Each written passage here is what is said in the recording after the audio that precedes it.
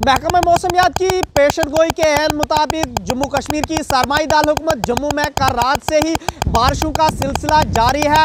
इस वक्त भी मूसलाधार बारिशें जम्मू में हो रही है, जिससे नदी नालों में पानी का बहाव तेजी के साथ बढ़ रहा है। वहीं मुतअद्दिद मुकामात से ये खबरें भी मौसूल हो रही है कि जम्मू में कुछ मकानात इस तेजदार बारिशों से मूसलाधार बारिशों से मकानात को भी नुकसान पहुंचा है। वहीं आप तस्वीरों में देख सकते हैं कि किस तरह से दरियावी तवी में पानी का बहाव तेजी के साथ इस वक्त बढ़ रहा है। जम्मू कश्मीर इंतज़ामिया इससे निपटने के लिए तैयारियां कर रही है। वहीं जम्मू कश्मीर इंतज़ामिया दावा कर रही है कि किसी भी हंगामी सूरत हाल से निपटने के लिए जम्मू कश्मीर इंतज़ामिया तैयार है।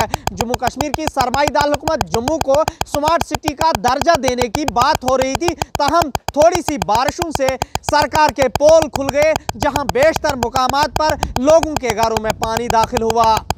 अब देखने वाली बात यह होगी कि जम्मू कश्मीर में फिर से एक बार कब मौसम में तब्दीली आएगी। ईटी भारत उर्दू के लिए जम्मू से मैं मोहम्मद अशरफ।